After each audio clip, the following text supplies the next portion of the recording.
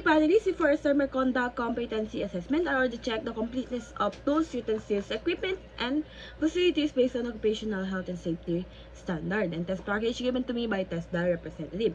And I am now ready to start my competency assessment.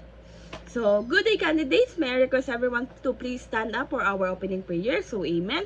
So, you may now take your seats. And my name is Ms. Stephanie Angie Pajardo. I am a competency assessor for the qualification of Cookery NC2. And here's my identification card as a proof that I'm a TESDA accredited assessor. So I would like also to acknowledge the presence of Ms. Alexa J. Lazaro, our TESDA representative, and Mr. Miko Magat, our AC manager. So you don't have to worry about their presence. They're here to observe the whole assessment process and to check if the conduct is in accordance with the competency assessment procedures. So they will not assess you.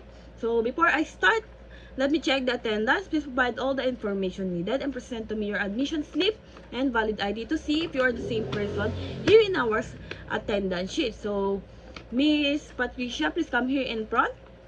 Let me see your admission slip and your valid ID. So, okay.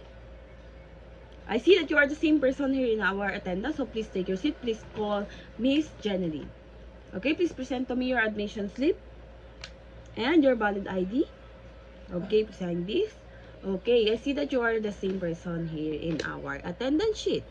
So, I have here your accomplished application form with a self-assessment guide. This is an indication that you can perform all the units of competency enumerated in Cookery NC2. So, today is July 16, 2026. We are here in Richard College's Training Center to conduct a competency assessment for qualification of Cookery NC2. So the purpose of this assessment is to test your knowledge and skills and gain national certificate that you can use for employees purposes or for your future profession in industry.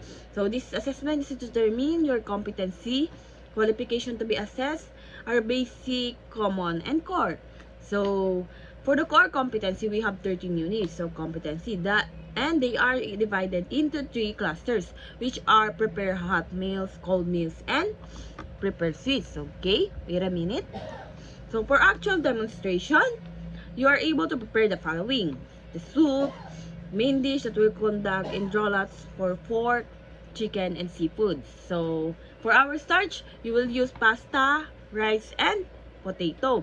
So for our side dish, vegetable salad, but you will choose leafy or non-leafy together with a dressing.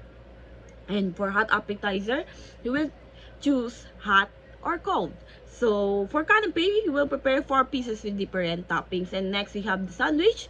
We'll choose clubhouse and regular sandwich. And the last 2 is the dessert that you will prepare baked hot dessert. And last one is the cold dessert. So, I will collect the evidence through demonstration and oral questioning. So, demonstration to gauge your skills and oral questioning to measure your breadth and depth of your knowledge and skill. And then, after the assessment, there will be only 2 results. Competent result. Competent or not yet competent. So, if you are competent, these are the requirements. Active email address, photo to be taken in assessment center, the certificate that will be sent to your email address, and if certified copy is needed, proceed to test the provincial office and bring the following. So, 2 documentary stamp or BIR and 2 copies of e-certificate and 50 pesos. So, if found not competent, don't worry about it. But you will be reassured anytime to your own convenience. In case of the assessment is full qualification, you have to undergo the whole assessment process. So, if to be competent in some unit of competencies, the reassessment will just focus only on the unit of competencies that you found to be not yet competent. So, if you fail consecutive assessment, you are advised to take refresher course before applying for reassessment. So, in case that you are not satisfied or you are disagree regarding of the result, you have the right to appeal. You can write a letter of your appeal, which contains the name of the assessor, name of the assessment area, nature of complaint, and sign it, then submit it in TESDA provincial office and in your AC manager. Within 48 hours for the basis, you can review our CCTV as a proof of evidence. So, with the result of your assessment, we observe strictly confidentiality. This is to ensure your integrity your integrity. And this suit is only made available to the right personnel and to the institution where you had actual training. So please do not give any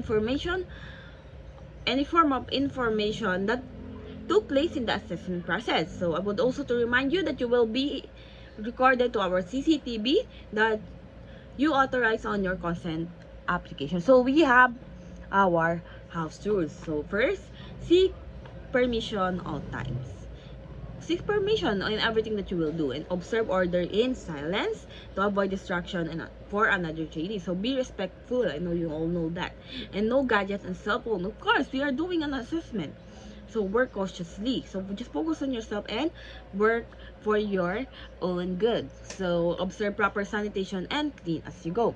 So during the assessment, using your mobile phone is strictly prohibited. So for your personal needs, the comfort room is located at the end of the hallway.